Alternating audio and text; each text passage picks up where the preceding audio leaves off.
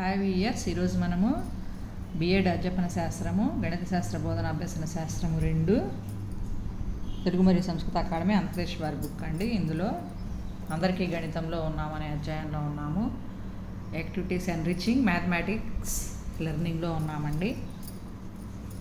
So గణిత క్లబ్బుల గురించి చెప్పుకుంటున్నాము. గణిత సంఘాలు, గణిత మ్యాథమెటిక్స్ క్లబ్బు.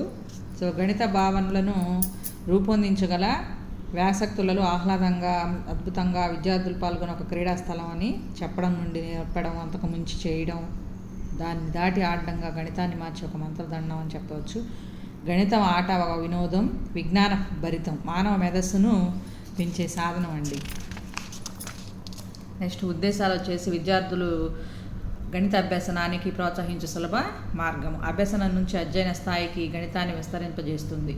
గణితాన్ని పరీక్షలు అనే ఉద్దేశం నుండి గణిత వ్యాసంగాలు ఒక దినచర్యగా భావించేటట్లుగా చేస్తుంది. గణితమందు ఆసక్తి, అభిరుచిని పెంపుదల, అభ్యసనం ఆనందదాయకమైనట్లుగా చేస్తుంది. గణిత అధ్యయన అభివృద్ధికి దోహదపడే వ్యాసక్తులు నిర్వహించుటకు ఒక భూమికను ఉపయోగపడుతుంది. ఈ ఆసక్తి గల వారికి, అవసరమైన వారికి తరగతి బోధన అందించే విజ్ఞానానికి మరింత అభివృద్ధిని జోడిస్తుంది ఈ గణిత క్లబ్ అనేది. ఇంకా కార్యక్రమాలు విద్యార్థుల్లో సమిష్టి భావన, నిర్వహణ సామర్థ్యం, సర్దుబాటు మనస్తత్వం, సృజనాత్మకత, ఉపాధ్యాయులతో అవగాహన, సాన్నిహిత్యం, యాజమాన్య లక్షణాలు వంటి అంశాలకు కూడా భావసారూప్యతకి దారితీస్తుంది. వీటన్నిటికీ ఉపయోగపడుతుందండి. ప్రయోజనాలు వచ్చి గణిత సంఘం ఉద్దేశాలు దాని ప్రయోజనాల కన్నా వేరైనవి కావు. మరికొన్ని ప్రయోజనాలని పరిశీలిద్దాం. గణితపరంగా విద్యార్థులు పాఠశాల కార్యక్రమాల్లో పాల్గొనే వీలుంది. తీరిక సమయాన్ని గణితం దృష్ట్యా ఉపయోగించుకునే అవకాశం ఉంటుంది. ప్రముఖ గణిత శాస్త్రజ్ఞులు, అనుభవం ఉన్న గణిత ఉపాధ్యాయులు, విద్యావేత్తల ప్రసంగాలు, సమావేశాల ద్వారా ప్రేరణ పొందే వీలుంది. గణిత సంఘం నిర్వహించే కార్యక్రమాలు బాధ్యతలు తీసుకుని సరిగా నిర్వహించడం వల్ల అభినందన, ప్రోత్సాహం పొందవచ్చు. విద్యార్థుల్లో సృజనాత్మక శక్తులను వ్యక్తపరచడానికి వేదికగా పనిచేస్తుంది. తరగతిలో పొందడానికి సాధ్యం కాని గణితపరమైన విశేషాంశాలను, అదనపు సమాచారాన్ని అందిస్తుంది. గణిత ఉపాధ్యాయులు విడివిడిగా కాక ఉమ్మడిగా ఆలోచించి ప్రవర్తించి పాఠశాలకు విద్యార్థులకు ఉన్నత ఫలితాలు సాధించడానికి ఉపకరిస్తుంది. గణిత అభివృద్ధి అనేది గణిత చరిత్ర, గణిత ప్రయోజనాలు, గణితం దైనందిన జీవితంలో ప్రభావం చూపుతున్న అంశాలు, వార్తలు, గణితంలో కెరీర్ గైడెన్స్, ఉన్నత విద్య వంటి అనేక విషయాల్లో ఉపాధ్యాయుల నుంచి ఇష్టాగోష్ఠి ద్వారా తగిన చర్చల ద్వారా మార్గదర్శనం పొందడానికి సులభం అవుతుందండి గణిత క్లబ్ కార్యక్రమాల వల్ల. ఇంకా తల్లిదండ్రులను, సమాజంలో పెద్దలను పాఠశాల కార్యక్రమాల్లో భాగస్వాములుగా చేయవచ్చు. సమాజానికి దగ్గర చేయవచ్చు. సమాజాన్ని పాఠశాలకు దగ్గర చేయవచ్చు. వివిధ బోధనాపకరణాల తయారీ, అవసరమగు వనరుల సేకరణ, తయారైన వాటి బోధన అభ్యసనంలో ఉపయోగించడం చేయవచ్చు.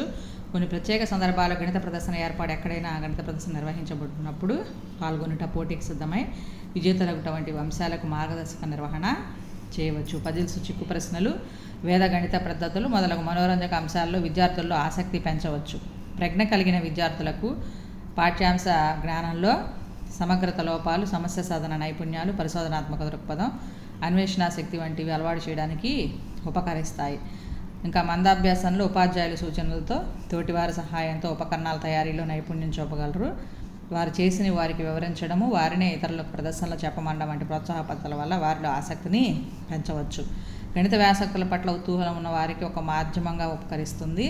అభిరుచి పెంపొందించే ఒక సాధనంగా పాఠ్యాంశ విషయం మీద పనిచేస్తుంది. విద్యార్థుల గణిత వ్యక్తీకరణ చొరవకు అభివృద్ధికి దోహదపడుతుంది. ఇంకా ఆవిష్కరణల వంటి అంశాల పరిచయం, ప్రవేశం, ప్రావీణ్యం కలిగిన విద్యార్థులకు గణిత అలవాట్లు, మనోరంజన గణిత అంశాలు, ప్రాజెక్టులు అనే అవకాశాలని కలిగిస్తుంది. పాఠశాలలో అంతర్గతంగా వివిధ పాఠశాలల మధ్యను జరుగు గణిత పోటీల నిర్వహణకు మంత్రాంగం లేదా సంస్థగా వ్యవహరించగలదు. ఈ విధంగా విహారయాత్రలు, క్షేత్ర పర్యటనలు కూడా గణిత శాస్త్ర ప్రయోజనం కలిగిన వాటిని నిర్వహించగలదు. గణిత క్లబ్బుల గురించి ఈ విధంగా మనం ఉపయోగాలు చెప్పుకోవచ్చు, ప్రయోజనాలు. నెక్స్ట్ గణిత ప్రదర్శనలు అనేవి గణిత ప్రయోగశాల, గణిత గ్రంథాలయాలు అవసరమగు వనరులు, సౌకర్యాలు ఏర్పాటు చేయడంలో ప్రధాన పాత్ర వహిస్తుంది. గణిత సమాచారం, అనుభవం, ప్రయోగాలు, పరిశోధనలు, ఆవిష్కరణలు ఒకరి నుంచి ఒకరికి, సంస్థ నుండి సంస్థకు పరస్పరం బదిలీ చేయగల మాధ్యమంగా పనిచేస్తుంది. విద్యార్థులు వివిధ కార్యక్రమాలు, నిర్వహణ సామర్థ్యం, నాయకత్వ లక్షణాలు, సహకారం, సమిష్టి బాధ్యత, చురుకైన భాగస్వామ్యం వంటి అంశాలకు అవకాశం ఇచ్చి ప్రోత్సహిస్తుంది. గణితపరమైన చలనచిత్రాలు, ఉదాహరణకి శ్రీనివాస రామానుజన్ ప్రదేశాలను ఫిలిం షో రూపంలో చూపే అవకాశం ఇస్తుంది. తర్వాత పాఠశాల కార్యక్రమాలు ఒక క్లబ్గా సామూహికంగా సహకరించడం, పాల్గొనటకు ఉపకరిస్తుంది. గణితంలో కథల ద్వారా నేర్పడం, పాటల ద్వారా గణిత నేర్పడం చేయవచ్చు. ఇంకా మీ ఆలోచనలు ఏమైనా అనుభవంతో పాఠశాల గణిత క్లబ్ ప్రయోజనాలు మరికొన్నిటిని భావించవచ్చు అండి. నిర్వహణ వచ్చేసి ఏ విధంగా చేయాలో చూసుకోవాలి ఒకసారి. ఇవన్నీ గణిత ప్రజ్ఞానం తప్పనిసరిగా అని భావించవసరం లేదు. అవకాశం ఉండి ఇబ్బందులు ఎదురవ్వని పరిస్థితుల్లో నామమాత్రపు సభ్యత్వ రుసుము తీసుకోవచ్చు.